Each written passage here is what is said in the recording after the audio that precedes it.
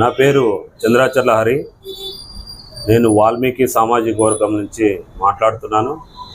యువసేన రాష్ట్ర అధ్యక్షునిగా నిన్నటి రోజున హిందూపురం పార్లమెంట్ టీడీపీ అభ్యర్థి అయినటువంటి పార్థసారథి గారు నియోజకవర్గంలో హిందూపురం పార్లమెంట్ నియోజకవర్గంలో ఉన్నటువంటి వాల్మీకులంతా నాతోనే ఉన్నారని చెప్పడం జరిగిందంట. గతంలో 20 సంవత్సరాలుగా క్రితం నువ్వు 1996లో జెడ్పీ చైర్మన్ అయ్యేంత వరకు కూడా పార్థసారథి అనే వ్యక్తి ఎవరికైనా తెలుసా?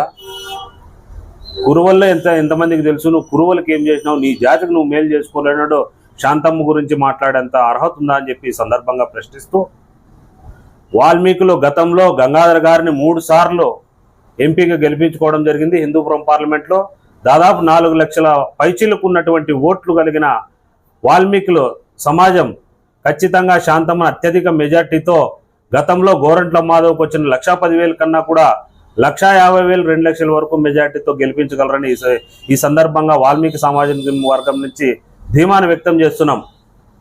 ఏం చూసుకొని నీకంత కనీసం పెనుగొండ నియోజకవర్గంలో ఎమ్మెల్యే టికెట్ కూడా చంద్రబాబుతో మాట్లాడి తెచ్చుకోలేని వ్యక్తివి.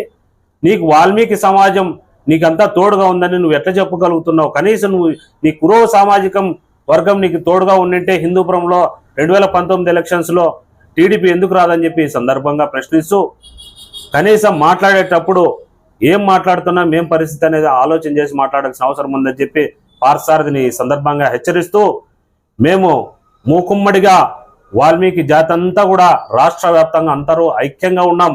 బీసీ కులాలను వాల్మీకులను వేరు చేసే పద్ధతిలో మాట్లాడితే కబడ్దార్ అని చెప్పి ఈ సందర్భంగా పార్థసారథి గారిని హెచ్చరిస్తున్నాం.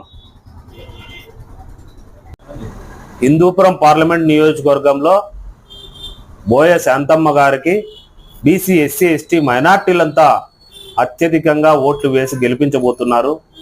ఇది అక్షర సత్యం. జూన్ 4వ తారీఖున శాంతమ్మ గారి విజయంతో, ఈరోజు నువ్వు మాట్లాడుతున్నావు కదా శాంతమ్మ ఎవరికో తెలియదని చెప్పి, జూన్ 4వ తారీఖున ఆమె విజయంతో నీకు తెలుస్తుందని చెప్పి ఈ సందర్భంగా తెలియజేస్తూ, నువ్వు ఏదైనా ఉంటే రాజకీయం వ్యక్తిగతంగా కాకుండా వ్యక్తిగతంగా చేస్తే మేము కూడా రాబో కాలంలో నీ వ్యక్తిగత విషయాలని మాకు కూడా తెలుసు, చెప్పాలనుకుంటే అవి చెప్పొచ్చు, కానీ మేము వ్యక్తిగతంగా ఆ విషయాల జోలికి పోలేదు.